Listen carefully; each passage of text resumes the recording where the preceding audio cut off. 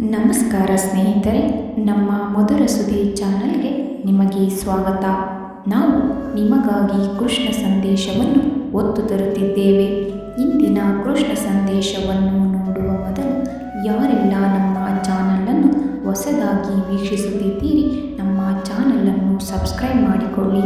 ಹಾಗೆಯೇ bell button ಒತ್ತುವ ಮೂಲಕ notify ಆಗಿರಿ. ಇಂದಿನ ಕೃಷ್ಣ ಸಂದೇಶವನ್ನು ನೋಡೋಣ. ನಾವು ಮಾಡಿದ ಕರ್ಮದ ಫಲದಿಂದಲೇ ದುಃಖ ಸಿಗಬೇಕೆಂದೇನೂ ಇಲ್ಲ. ಬದಲಾಗಿ ಕೆಲವೊಮ್ಮೆ ಲೆಕ್ಕಕ್ಕಿಂತ ಜಾಸ್ತಿ ಒಳ್ಳೆಯವರಾಗಿದ್ದರೂ ಕೂಡ ದುಃಖ ಅನುಭವಿಸಲೇಬೇಕಾಗುತ್ತದೆ. ಹಾಗಾಗಿ ತುಂಬ ಒಳ್ಳೆಯವರಾಗಬೇಡಿ. ತಾತ್ಪರ್ಯ ಏನೆಂದರೆ, ಅತಿಯಾದರೆ ಅಮೃತವು ವಿಷವಾದಂತೆ. ನಮ್ಮ ಒಳ್ಳೆತನವನ್ನು ಬಳಸಿಕೊಳ್ಳುತ್ತಾರೆ. ಹಾಗೆ ಎಲ್ಲರಿಗೂ ಒಳ್ಳೆಯದು ಬಯಸುವವರು ತುಂಬ ನೋವು ಅನುಭವಿಸುತ್ತಾರೆ. ಏಕೆಂದರೆ ಅವರು ಅವರ ಬಗ್ಗೆ ಯೋಚಿಸುವುದನ್ನು ಬಿಟ್ಟಿರುತ್ತಾರೆ. ಬೇರೆಯವರ ಒಳ್ಳೆಯದಾಗುವುದರ ಬಗ್ಗೆ ಯೋಚನೆಯನ್ನು ಜಾಸ್ತಿ ಮಾಡುತ್ತಾರೆ. ಹಾಗಾಗಿ ಅವರಿಗೆ ನೋವು ಜಾಸ್ತಿ. ತಾಳ್ಮೆಯಿಂದ ಇರು.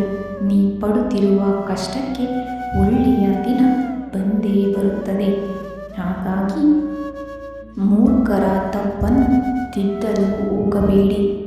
ಬದಲಾಗಿ, ಏಕೆಂದರೆ ಅವನು ನಿಮ್ಮನ್ನು ದ್ವೇಷಿಸಲು ಪ್ರಾರಂಭಿಸುತ್ತಾನೆ. ಹಾಗೆಯೇ ಸಜ್ಜನರ ತಪ್ಪನ್ನು ತಿದ್ದಿರಿ, ಏಕೆಂದರೆ ಅವರು ನಿಮಗೆ ಕೃತಜ್ಞರಾಗಿರುತ್ತಾರೆ. ಹಾಗಾಗಿ ಮೂರ್ಖರಿಗೂ ಸಜ್ಜನರಿಗೂ ಇರುವ ವ್ಯತ್ಯಾಸವನ್ನು ಪರಿಗಣಿಸಿ. ಯಾವುದಕ್ಕೂ ಅಂಜುವ ಅವಶ್ಯಕತೆ ಇಲ್ಲ. ಭಗವಂತ ಜೊತೆ ಇದ್ದಾನೆ. ಧನ್ಯವಾದಗಳು.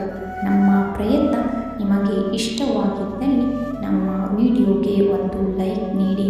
ಹಾಗೆ ನಮ್ಮ ಚಾನಲನ್ನು ಸಬ್ಸ್ಕ್ರೈಬ್ ಮಾಡಿಕೊಳ್ಳಿ. ಧನ್ಯವಾದಗಳು.